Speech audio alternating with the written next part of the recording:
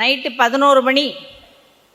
11 மணி இந்த சிண்ட்ரலால டங் டங்னு ஒரு பெல் அடிக்கும்ல, அந்த மாதிரி 11 மணிக்கு பெல் அடிக்கும் போது என்ன ஆகும் தெரியுமா? வயிற்றுல இருக்கிற உள்ள இருக்கிற எல்லா உறுப்புகளும் ஷட் டவுன். கல்லீரல், ஸ்பிளீன், மண்ணீரல், பெருகுடல், சிறுகுடல் எல்லாம் ஷட் டவுன் ஸ்டேஜுக்கு போக ஆரம்பிச்சிடும். அதுக்கப்புறம் நீங்கள் என்ன போட்டாலும் வயிற்றுக்குள்ள ஸ்டமக் வந்து ஒரு பேக், இறைப்பை, நீங்கள் போடுறதெல்லாம் அதுக்குள்ளே உட்காந்துருக்கும். ஜீரணம் ஆகாது, டைஜஷன் ஆகாது. எப்போ டைஜஸ்ட் ஆகும் தெரியுமா? காலையில் 4 மணிக்கு தான் திரும்ப ஓப்பன் பண்ணும். பிரம்ம முகூர்த்தம்னு சொல்கிறோம் இல்லையா, 4லேருந்து 6, அதை 4 o'clock தான் திரும்ப வயிறு ஸ்டார்ட் ஆகும் ஒர்க் பண்ணுறதுக்கு. அந்த 11லேருந்து மார்னிங் 4 எல்லாம் ஷட் டவுனில் இருக்கும். அந்த டைம் வயிற்றுக்குள்ளே எதுவும் போடக்கூடாது. போட்டோன்னா இட் வில் பிகம் பாய்சன். ஏன்னா அது டைஜஸ்ட் ஆகாது. சும்மா அப்படியே வாஷிங் மிஷினில் போட்டு வச்ச துணியாட்டம் ஊறிட்டு கிடக்கும்.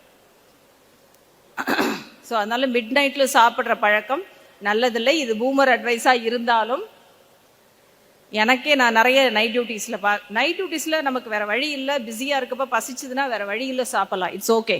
பட் இதே பழக்கமாக இருக்கக்கூடாது. நான் வந்து ஃபேஸ்புக் பார்த்துக்கிட்டே சாப்பிட்டுக்கிட்டே ஃபேஸ்புக் பார்ப்பேன், நான் வந்து மேட்ச் பார்ப்பேன் சாப்பிட்டுக்கிட்டே, இதெல்லாம் டெஃபினட்டாக கூடாது. இன்கேஸ் நீங்கள் பார்க்குறீங்கன்னா you should be ready to stay without eating 11 to 4. இந்த 4 o'clock எல்லாம் ஓப்பன் ஆகுது இல்லையா, வயிறு, கல்லீரல், மண்ணீரல்லாம் ஓகே, இன்னைய பொழுது ஸ்டார்ட் பண்ணுறோம் அப்படின்னு ஓப்பன் பண்ணோம். அப்போ எல்லா ஹார்மோன்ஸும் செக்ரேட் ஆகும். க்ரோத் ஹார்மோன், பிட்யூட்ரி தெரியும்ல, ராஜசுரப்பி, பிட்யூட்ரி கேள்விப்பட்டிருக்கீங்களா? Science, arts and science college தானே. பிட்யூட்ரி சுரப்பி தெரியும்ல, அதுக்கு பேர் என்ன? ராஜசுரப்பின்னு பேர். கரெக்டாக ஸ்டார்ட் பண்ணிடும். அன்னைக்கு வேணுங்கிற ஹார்மோன்ஸ் எல்லாம் அதுலேருந்து செக்ரேட் ஆக ஆரம்பிக்கும். அதில் digestive hormones, growth hormones, thyroid எல்லாமே இருக்கும். அந்த ஹார்மோன்ஸ் சுரக்கிறப்ப நமக்கு எனர்ஜி வேணும். அந்த எனர்ஜி எங்கேருந்து கிடைக்கும்? வயிற்றுக்குள்ளே நம்ம போடுற உணவுலேருந்து தான் கிடைக்கும். அதனால தான் morning breakfast is very very important. So அதனால தான் நான் நிறைய பேர்கிட்ட சொல்வேன், பல்லு தேக்காட்டி கூட பரவாயில்ல, பிரேக்ஃபாஸ்ட் சாப்பிட்டுவாங்க. ஆக்சுவலாக நாங்கள் காலேஜில் படிக்கும்போது ஒரு நல்ல ப்ரொஃபஸர் இருந்தார். அவர் எப்பயுமே சொல்லுவார், உள்ள 7 o'clock ஓபி ஸ்டார்ட் ஆகிடும். உள்ள 7 o'clock என்டர் பண்ண இடத்துல நின்றுட்டு இருப்பாரு. சாப்பிட்டியா? காலைல சாப்பிடலன்னா போய் கேன்டீனில் போய் சாப்பிட்டுட்டு வா, இங்கே உனக்காக எல்லா பாக்டீரியாவும் வெயிட் பண்ணிட்டு இருக்கேடுவார். ஏன்னா கவர்மெண்ட் ஹாஸ்பிட்டலில் பேஷண்ட் வந்துட்டே இருப்பாங்க.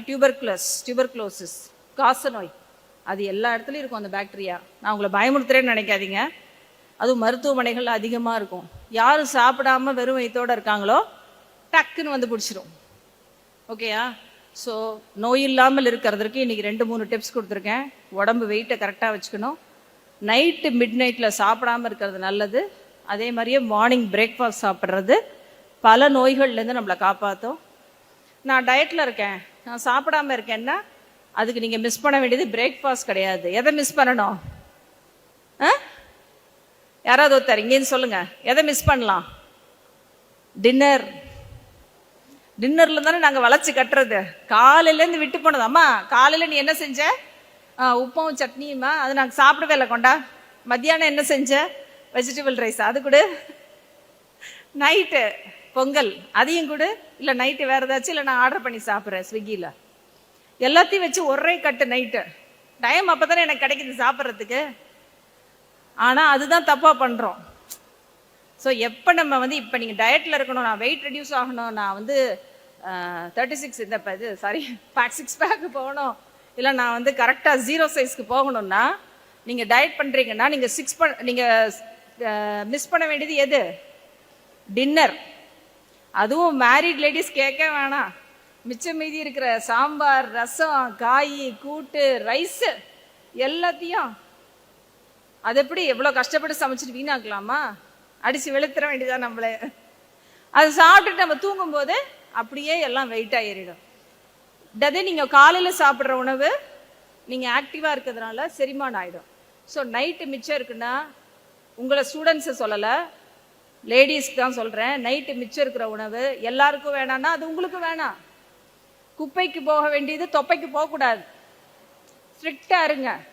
எனக்கும் இவ்வளோதான், எனக்கு இவ்வளோ காய், இவ்வளோ ரசம் சோறோ இல்லை 2 தோசையோ போதும், மிச்சம் மீதியெல்லாம் நம்ம தான் சாப்பிட்டு தீக்கணும்னு எந்த கட்டாயமும் கிடையாது.